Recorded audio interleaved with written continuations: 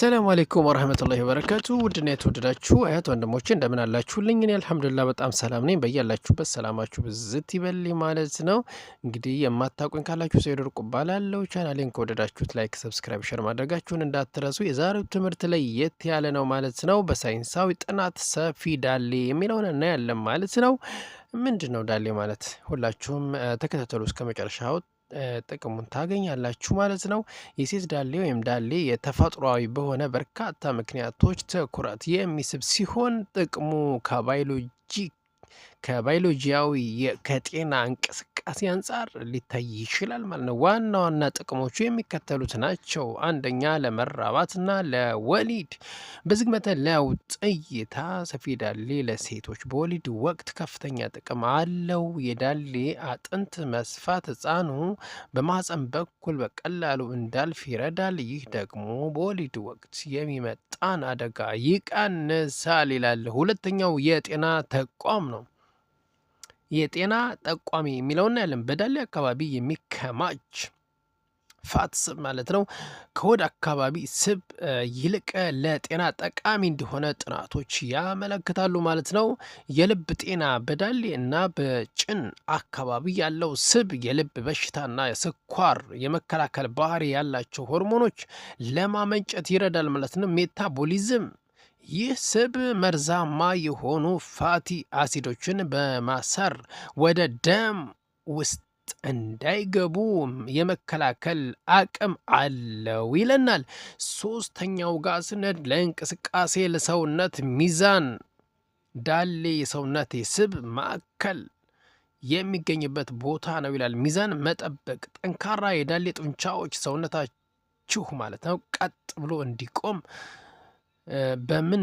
በምትሮጡበት ወይንም በምትራመዱበት ጊዜ ሚዛናችሁን ማለት ነው እንዳይዛባ ይረዳል ማለት ነው። ከባድ ነገር ለመሸከም ጠንካራ የዳሌ ጡንቻዎች ለጀርባ አጥንት ድጋፍ በመሆን የጀርባ ህመምን ይቀንሳሉ ማለት ነው። አራተኛው የስነ ውበትና የማህበራዊ እይታ ነው ማለት ነው። ብዙ ባህሎች ውስጥ ሰፊ ዳሌ የሴትነት ለመለመ የመሆንና የጥንካሬ ምልክት ተደርጎ ስለሚወሰድ ሰዎች ያደንቁታል ይላል። እንግዲህ ያደንቁታል። ይህ ደግሞ በደመ ነፍስ ከሚመጣ የሰው ልጅ የመሳሳብ ባህሪ ጋር ይያያዛል ማለት ነው።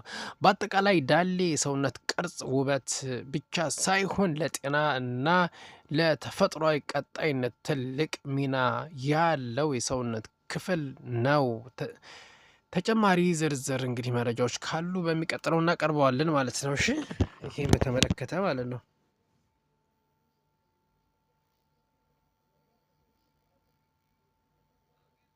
ሌላው የምናየው ብዙዎቻችን የምናውቀው ማለት ነው የትርፍ አንጀት ህመምን እኔ ትርፍ አንጀት የሰው ዘር በሙሉ በመሰረታዊነት ያለችን የአንጀት ክፍልና በስተቀኝ የታችኛው ሆድ ዕቃ ውስጥ የምትገኝ ትንሽዬ የትልቁ አንጀት ተቀጥላ ስትሆን በአንጀት የበሽታ ተከላካይ ስርዓት ማለት ነው ውስጥም ሚና አላት ተብሎ ይታመናል ማለት ነው።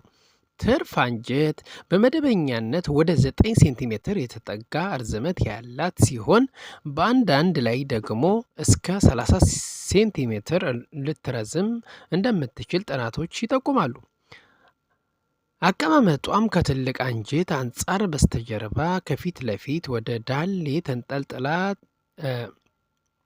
ተብሎ ሊገለጽ የሚችል ሲሆን ይኸውም በኋላ በትርፍ አንጀት በሽታ ሲከሰት ህመሙን የሚያሳዩት ምልክቶች በተወሰነ መልኩ የተለያየ እንዲሆን ሊያደርግ ይችላል ማለት ነው። የትርፍ አንጀት ህመም ቁስለት ስንል ደግሞ እነሆ በልዩ ልዩ ምክንያቶች ሳቢያ የሚከሰት የጤና ችግር ለማለት ያክል እንጂ ትርፍ አንጀት በራሷ ህመም አይደለችም ይላል። የትርፍ አንጀት ቁስለት ምልክቶች ህሙማን የሚያሳዩቸው ምልክቶች እንደ ትርፍ አንጀቷ አቀማመጥ ሊያይ በአብዛኛው ግን የሚከሰቱት ምልክቶች ሊያካትቱ ይችላሉ። የሆድ ህመም መጀመሪያ በመካከለኛው ሆድ በኋላ ወደ ቀኝ ታች ክፍል ማለት ነው ማቅለሽለሽና ማስታወክ፣ ምግብ ፍላጎት መቀነስ፣ ትኩሳት፣ ሆድ ሲነካ ህመም፣ በቀኝ ታችኛው ሆድ ሲነካ ከባድ ህመም፣ ሲንቀሳቀሱ የህመም መጨመር፣ ሆድ ሲነካ መጠንከር ማለት ነው። አደገኛ ምልክቶችን እኔ ከባድ የማይቀንስ ህመም፣ ከፍተኛ ትኩሳት፣ ሆድ መነፋት፣ ድንገተኛ ህመም መቀነስ፣ የትርፍ አንጀት መፈንዳት ሊሆን ይችላል። ምርመራውን የትርፍ አንጀት ብግነት ለማወቅ የሚዳረጉት ምርመራዎች ስንመለከት ደግሞ አብዛኛዎቹ በቀላሉ መንገድ ይኸውም ህመሙ በሚያሳይባቸው ምልክቶች፣ በሐኪም በሚደረጉ አካላዊ ምርመራዎች፣ በላቦራቶሪ የሚሰሩ ጠቅላላ የደም ህዋሳት ቆጠራ ምርመራ በመታዘዝ ሊደረስበት ይችላል ይለናል። የሆድ አልትራሳውንድ ምርመራ፣ የትርፍ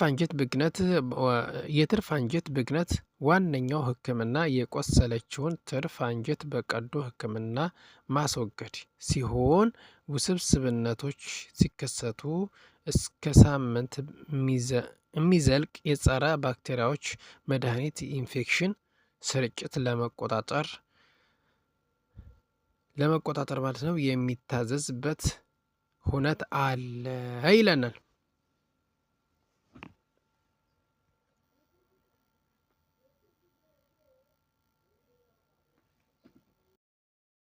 እሺ በስከ መጨረሻ የምናየው ማለት ነው እጅግ በጣም ወሳኝ ነው። በኩላሊት ጠጠር የኩላሊት ጠጠር ምልክቶች አሉ፣ እነሱን እናያለን። የኩላሊት ጠጠር በሽታ ውስጥ ያሉ እንደ ካልሽየም የኩላሊት ጠጠር በሽንት ውስጥ ያሉ እንደ ካልሽየም ኦክሳሌት ወይንም የዩሪክ አሲድ ያሉ ንጥረ ነገሮች ክምችት ሲፈጥሩ እና ሲጠነክሩ የሚከሰት የጤና እክል ነው። ጠጠሩ በኩላሊት ውስጥ ሊቆይ ወይንም ወደ ሽንት ቧንቧ በመውረድ ከፍተኛ ህመም ሊያስከትል ይችላል ማለት ነው። ዋና ዋና ምልክቶቹን እስኪ ከፍተኛ የጎንና የጀርባ ህመም፣ ይህም በጣም የታወቀ የኩላሊት ጠጠር ምልክት ነው ማለት ነው። ህመሙ በድንገት ከጎን ወይንም ከጎድን አጥንት በታች በጀርባ በኩል ይጀምራል። ጠጠሩ ወደ ታች ሲወርድ ህመሙ ወደ ታችኛው የሆድ ክፍል ብሽሽት ወይንም የብልት አካባቢ ሊሰራጭ ይችላል ማለት ነው። ህመሙ እየመጣ የሚሄድ ሊሆን ይችላል። ደም የቀላቀለ ሽንት፣ ጠጠሩ የሽንት ቧንቧ ግድግዳዎች ስለሚቧጭር ሽንቶ ሮዝ ወይንም ቀይ ወይንም ቡናማ ምልክት ሊኖረው ይችላል ማለት ነው። በሽንት ወቅት ማቃጠል ወይንም ህመም፣ ጠጠሩ ወደ ሽንት ቧንቧ የታችኛው ክፍል ሲቃረብ በሚሸኑበት ወቅት ማለት ነው የማቃጠል ወይንም የህመም ስሜት ሊፈጠር ይችላል ማለት ነው። ቶሎ ቶሎ የመሽናት ስሜት፣ ጠጠሩ ወደ ፊኛ ሲቃረብ ሽንት ባይኖረውም እንኳን ቶሎ ቶሎ የመሽናት ወይንም የመጣደፍ ስሜት ሊሰማዎት ይችላል። ማቅለሽለሽና ማስመለስ፣ ከህመሙ ጥንካሬ የተነሳ ማቅለሽለሽ እና ማስመለስ ሊከሰት ይችላል። እረፍት ማጣት፣ ጠጠሩ ያለባቸው ሰዎች ህመሙ ስለሚበረታባቸው ቁጭ ብሎ ለመታገስ ይቸገራሉ ማለት ነው። ምቹ አቀማመጥ ለማግኘት ወዲህ ይላሉ ማለት ነው።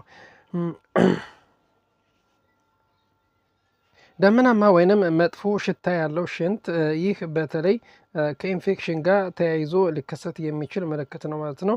አስቸኳይ የህክምና እርዳታ የሚያስፈልጋቸው ሁኔታዎች ከሚከተሉት ምልክቶች አንዱ ከታየበት በአስቸኳይ ወደ ህክምና ተቋም መሄድ ይኖርብዎታል። አንደኛ ትኩሳትና ማንቀጥቀጥ፣ ይህ የኩላሊት ኢንፌክሽን መኖሩን ሊያመለክት ስለሚችል ነው ማለት ነው። የማይለቅ ከፍተኛ ህመም፣ ፈሳሽ መውሰድ እስኪያቅት ድረስ ማስመለስ፣ ሽንት መከልከል ወይንም በጣም ጥቂት ሽንት ብቻ መውጣት፣ ይህ ቧንቧ መዝጋትን ሊያመለክት ይችላል። ማሳሰቢያ፣ ትናንሽ ጠጠሮች በራሳቸው ጊዜ ሊወጡ ያስፈልጋቸዋል። ድንገተኛ የጎን ህመም ከሽንት ምልክቶች ጋር ተደምሮ ካለብዎት ግን ወደ ሐኪም ቤት መሄድ ግድ ይላል ማለት ነው። ወሰላሙ አለይኩም ወረህመቱላሂ ወበረካቱ።